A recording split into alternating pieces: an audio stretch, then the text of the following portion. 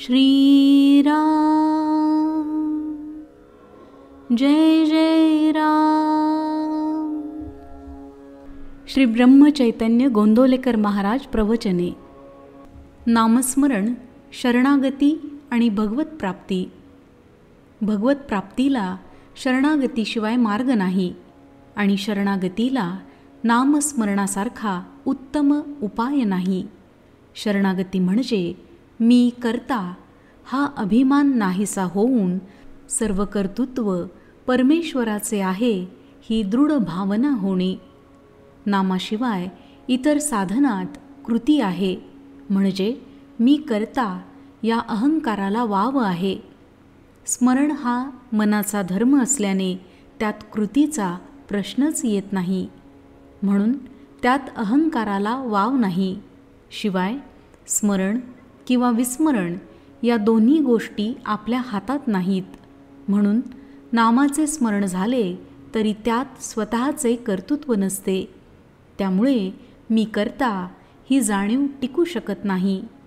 मी नामस्मरण करतो हा शब्द प्रयोगसुद्धा बरोबर नाही, कारण नामाचे स्मरण होत असते, ते करू म्हणून जमत नाही। म्हणून शरणागतीला नामस्मरणासारखे दुसरे साधन नाही। शरणागतीचा दुसरा अर्थ म्हणजे कायिक, वाचिक आणि मानसिक क्रिया थांबविणे। क्रिया न करणे हे कृती करण्यापेक्षा केव्हाही जास्त सोपे आहे। म्हणजेच शरणागती ही सहज साध्य वाटली पाहिजे, पण अनुभव तसा येत नाही। जी गोष्ट अत्यंत सोपी वाटते ती करायला पुष्कळदा कठीण जाते असा अनुभव येतो।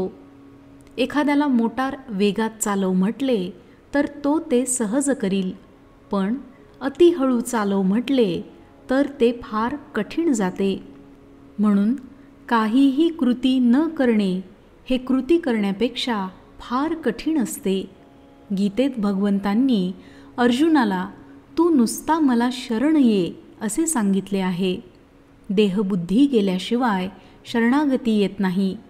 देहबुद्धी, वासना, अहंकार ही सर्व एकच आहेत। जगातल्या वैभवाची आसक्ती आणि परमात्मप्राप्ती या दोन्ही गोष्टी एकत्र असूच शकत नाहीत। म्हणूनच उद्धवाला श्रीकृष्णांनी एकांतात जाऊन हरिचिंतन करायला सांगितले आणि असे केल्यानेच माझी तुला खरी प्राप्ती होईल असे म्हणाले। याचा अर्थ हाच की जगाकडे पाठ फिरवल्याशिवाय भगवंत मिळत नाही। मनामध्ये वासना उत्पन्न झाली असता ती तृप्त करून घेण्यासाठी देहाची आणि वस्तूंची हालचाल करणे हा व्यवहार होय। सूक्ष्म वासना देहाच्या साह्याने जड बनणे हे व्यवहाराचे खरे स्वरूप, परंतु भगवंताचे याच्या उलट आहे। भगवंत हा अत्यंत सूक्ष्म असल्यामुळे त्याची प्राप्ती करून घेणे म्हणजे जडामधून सूक्ष्माकडे जाणे होय। तेव्हा त्याचे साधन हेही जडामधून सूक्ष्माकडे पोहोचविणारे असले पाहिजे। जड देहाशी संबंधित आणि सूक्ष्माशी निकट चिकटलेले असे साधन असेल तर ते नामच होय। अनन्यतेशिवाय भगवंताची प्राप्ती नाही, त्यातच भक्ती जन्म पावते।